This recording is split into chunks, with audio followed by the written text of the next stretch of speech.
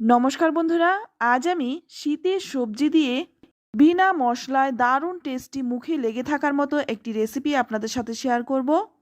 রান্নাটা খুব অল্প সময়ে অল্প কিছু উপকরণেই হয়ে যায়। এই রান্নাটি যেমন চটজলদি হয়ে যায়, আবার খেতেও কিন্তু অত্যন্ত সুস্বাদু। এটা রুটি, পরোটা, গরম গরম ভাতের সাথে খেতে কিন্তু খুব ভালো লাগে। চলুন তাহলে দেখে নেওয়া যাক। তো প্রথমেই দেখুন, এখানে আমি মিষ্টি কুমড়ো নিয়েছি। কুমড়োটার খোসা কিন্তু আমি ছাড়াইনি। আর এই রকম কাঁচা কুমড়োর খোসা কিন্তু না ছাড়ালেই বেশি ভালো হয়।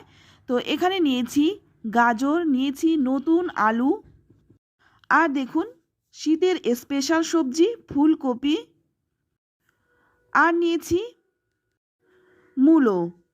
এখানে আমি আমার পছন্দ অনুযায়ী সবজি নিয়েছি, আপনারা কিন্তু আপনাদের পছন্দ মতো সবজি নিতে পারেন। এবার কড়াই গরম করে নিয়ে প্রথমে আমি 1 চামচ দিয়ে দিলাম সর্ষের তেল। তেলটা ভালো করে গরম করে নিয়ে কড়াইয়ের চারদিকে লাগিয়ে নিলাম। এবার দিয়ে দিচ্ছি কেটে রাখা সবজিগুলো।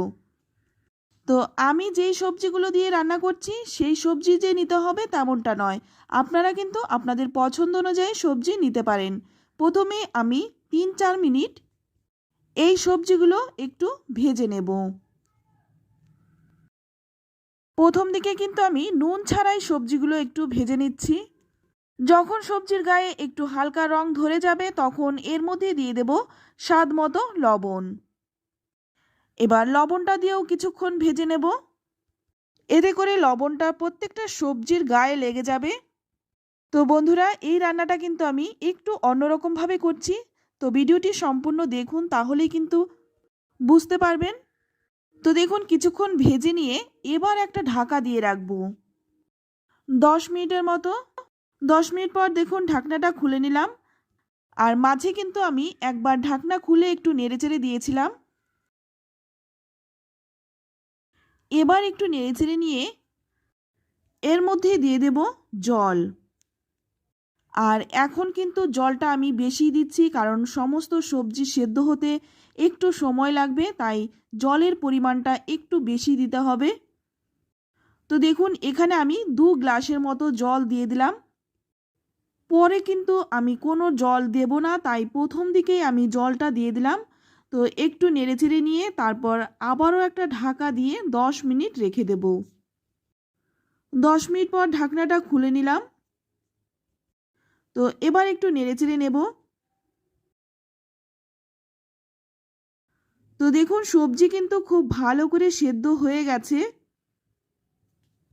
এর চেয়ে কিন্তু বেশি সেদ্ধ করব না, নইলে কিন্তু সবজিগুলো একদমই গলে যাবে। আর সবজিটা কিন্তু ঝোলের সাথে মিশে গেলে ভালো লাগবে না, একটু গোটা গোটা থাকবে, সেটাই কিন্তু খেতে ভালো লাগবে। তো এবার দেখুন, এই সেদ্ধ করা সবজিটা আমি নামিয়ে নিলাম। এবার ওই কড়াইটা একটু ধুয়ে তারপর গরম করে নিলাম।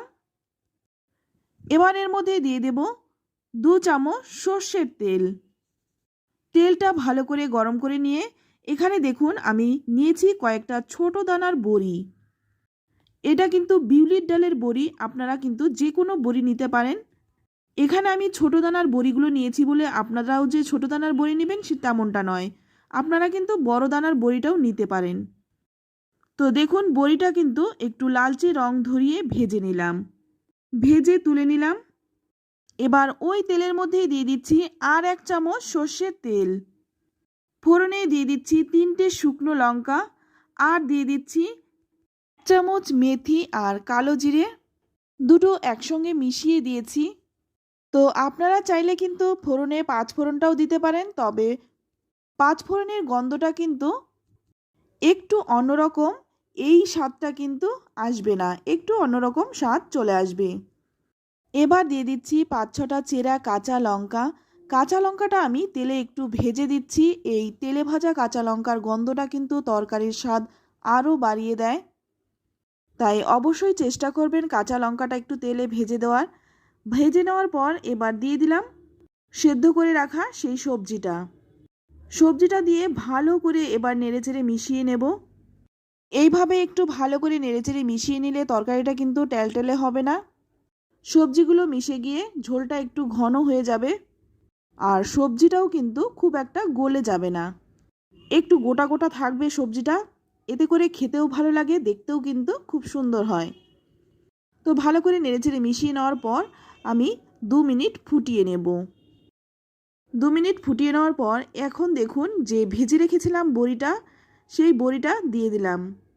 বড়িটা দিয়েও কিন্তু ভালো করে নেড়েচেড়ে মিশিয়ে নেব। তবে বড়ি দেওয়ার সঙ্গে সঙ্গেই কিন্তু নেড়ে নেবেন, নইলে কিন্তু পরে বড়িটা নরম হয়ে ভেঙে যেতে পারে, তাই আগেই কিন্তু মিশিয়ে নিতে হবে।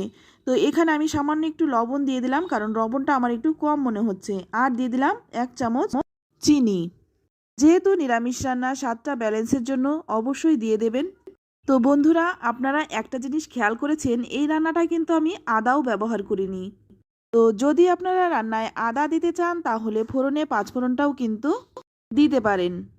এবার ভালো করে নেড়েচেড়ে নিয়ে নামানোর আগে দিয়ে দিচ্ছি 1 মুঠো ধনেপাতা, কারণ শীতকালে ধনেপাতাটা খুব ভালো পাওয়া যায়। তো এইভাবে একবার সহজ সাধারণভাবে নিরামিষ রান্নাটা করে দেখুন। আশা করছি এই শীতে সকলেই আঙুল চেটে খাবে। রান্নাটা দেখতে যেমন সুন্দর, খেতেও কিন্তু অত্যন্ত সুস্বাদু হয়। তো দেখুন নামিয়ে নিলাম। তো বন্ধুরা, এই নিরামিষ তরকারিটা দিয়ে গরম গরম ভাত যে কি অপূর্ব লাগে সেটা কিন্তু আপনারা না খেলে বুঝতে পারবেন না। তাই আশা করছি আপনারা এই রেসিপিটি অন্তত একবার হলেও এই শীতে করুন। খেয়ে তারপর নয় আমাকে কমেন্টে লিখে জানাবেন খেয়ে আপনাদের কেমন লাগলো। তো ভিডিওটি ভালো লাগলে লাইক, শেয়ার, কমেন্ট করতে একদম ভুলবেন না। আর আপনি যদি আমার চ্যানেলে নতুন হয়ে থাকেন, চ্যানেলটা সাবস্ক্রাইব করে নেওয়ার অনুরোধ রইল। আজ এই পর্যন্ত। সকলেই ভালো থাকবেন, সুস্থ থাকবেন। সকলকেই ধন্যবাদ।